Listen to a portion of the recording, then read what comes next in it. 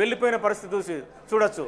అలాగే బీజేపీ తాండ్ర వినోద్రావుని కొత్త అభ్యర్థిని బీజేపీ నియమించింది, కానీ అక్కడ ఎటువంటి ప్రభావం చూపలేని పరిస్థితిని మనం చూడొచ్చు. ఓవరాల్గా 17 పార్లమెంటుకు సంబంధించి 8 కాంగ్రెస్ 8 బీజేపీ లీడ్లో ఉన్నాయి. ఆల్రెడీ కాంగ్రెస్ పార్టీ కంటోన్మెంట్కి సంబంధించిన ఎమ్మెల్యే విజయం సాధించి కాంగ్రెస్ తెలంగాణ రాష్ట్రంలో లీడ్ చేస్తున్నట్టుగా మనకు ఎన్నికల ఫలితాల సరళిని బట్టి అర్థమవుతుంది.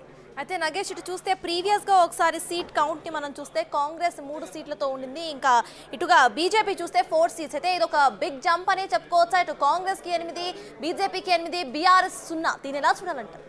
ఖచ్చితంగా అంటే ఎన్నికల సరళి ఫలితాలను బట్టి ప్రజల మూడు మారినట్టుగా అర్థమవుతుంది.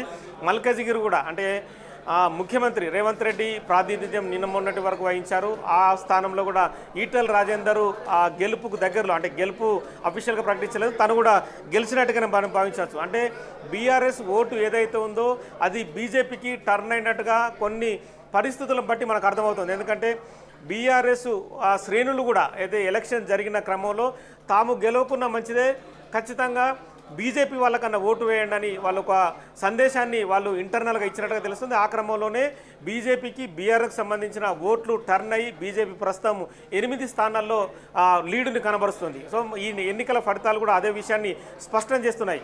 కానీ నిన్న మొన్నటి వరకు 10 ఏళ్ల పాటు రాష్ట్రాన్ని ఏలిన బీఆర్ఎస్ పార్టీకి ఏ ఒక్క సీటు రాకపోవడం రాజకీయ పరిశీలకులను కూడా ఆశ్చర్యానికి గురి చేస్తుంది. ఎందుకంటే తాము ఎన్నో పథకాలను ప్రవేశపెట్టాం, తెలంగాణ రాష్ట్రమే తమతో అభివృద్ధి చెందిందని చెప్పి చాలాసార్లు కేసీఆర్ చెప్పిన పరిస్థితి.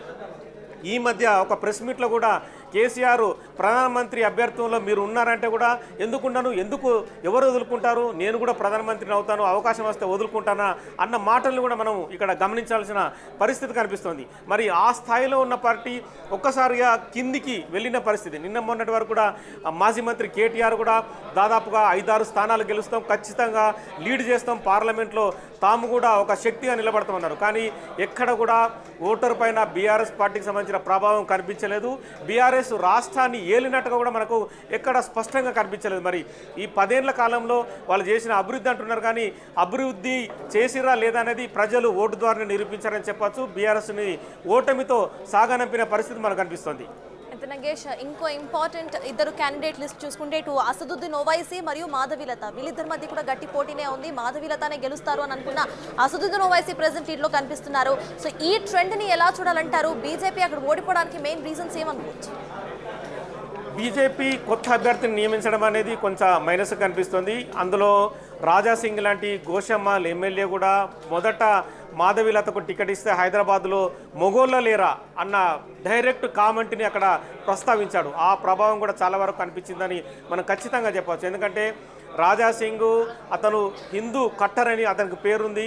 చాలా వరకు అక్కడ నియోజకవర్గాల్లో తను ఓటు బ్యాంకుని మరల్చే అవకాశం కనిపిస్తుంది. అంటే బీజేపీలో మాధవీలతకు సంబంధించి అంటే ప్రెసిడెంట్ కావచ్చు, మిగతా నేతలు కావచ్చు, అంటే ఎక్కడైతే ఆ ముస్లిం ఓట్లున్న ఆ ప్రభావిత ప్రాంతాల్లో ఎక్కువ శాతం ఏదైతే బీజేపీకి సంబంధించి ఆ మైనారిటీలని తాము ఆదుకుంటామన్న విషయాన్ని ఎక్కడ ఎక్స్పోజ్ చేయలేకపోయారు.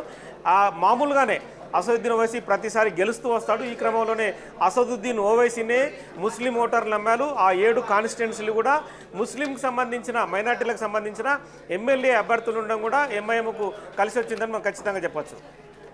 సో మొత్తంగా ఇటు కాంగ్రెస్ అండ్ బీజేపీ ప్రెసెంట్ లీడ్లో కనిపిస్తున్నాయి విత్ 8 and 8 షేర్. అయితే బీఆర్ఎస్ అయితే ఇప్పటి వరకు ఖాతా తెరవలేదు, కంప్లీట్ జీరోలో కనిపిస్తుంది. కాబట్టి ఆల్రెడీ మనం ఇటు చూసాము సీఎం ఎలక్షన్స్లో కూడా కేసీఆర్ కానివ్వండి, వాళ్ళ తర్వాత మాట్లాడిన విషయాలు మనం ఒకసారి గుర్తు తెచ్చుకుంటే ఈసారి వాళ్ళు ఎలా రియాక్ట్ అయ్యే అవకాశాలు ఉన్నాయనుకోవచ్చు. ఇప్పటికైనా కేసీఆర్ వచ్చి మాట్లాడతారా, లేకపోతే ఓటమిని తీసుకుంటారనుకోవచ్చా? ఖచ్చితంగా మాట్లాడాల్సిన అవసరం ఉంది. ఎందుకంటే నిన్న మొన్నటి వరకు రాష్ట్రాన్ని లీడ్ చేసిన పార్టీ బీఆర్ఎస్ అధినేత కేసీఆర్ కావచ్చు, వర్కింగ్ ప్రెసిడెంట్ కేటీఆర్ కావచ్చు, ఖచ్చితంగా మీడియా ముందు మాట్లాడాల్సిన అగత్యం ఖచ్చితంగా ఉంది. ఎందుకంటే ఓటమికి ఏ కారణాలు చెప్తారు అంటే ప్రజలు బీఆర్ఎస్ పార్టీని విశ్వసించలేదా, లేదంటే కాంగ్రెస్కు సంబంధించి కొద్ది కాలమే గవర్నమెంట్ కొనసాగుతుంది కాబట్టి తమను పట్టించుకోలేదా, ఈ విషయాన్ని మాత్రం ఖచ్చితంగా మీడియా ముందు చెప్పే అవకాశం కనిపిస్తుంది. మరి కేటీఆర్ వ్యాఖ్యలు కూడా ఇక్కడ ఇంపార్టెన్స్గా మనకు చూడవచ్చు. ఈ ఎన్నికల తర్వాత బీఆర్ఎస్ పార్టీలో ఉన్న ఎమ్మెల్యేలు మరి కాంగ్రెస్ వైపు టర్న్ అయ్యే అవకాశం కూడా ఖచ్చితంగా కనిపిస్తుంది. ఎందుకంటే ఇప్పటికే పక్క చూపులు చూస్తున్న ఎమ్మెల్యేలు ఇక బీఆర్ఎస్ పార్టీతో తమకు ఒరిగేది ఏం లేదు, అక్కడ ఉన్నా కూడా పనులు తమ సొంత పనులు జరగకపోవచ్చు అనేది కూడా మనకు ఇక్కడ ఒక విశ్లేషణ బట్టి అర్థమవుతుంది. ఎందుకంటే ఒక్క సీటు ఎంపీ సీటు అలాగే తాము ఏదైతే నిన్న మొన్నటి వరకు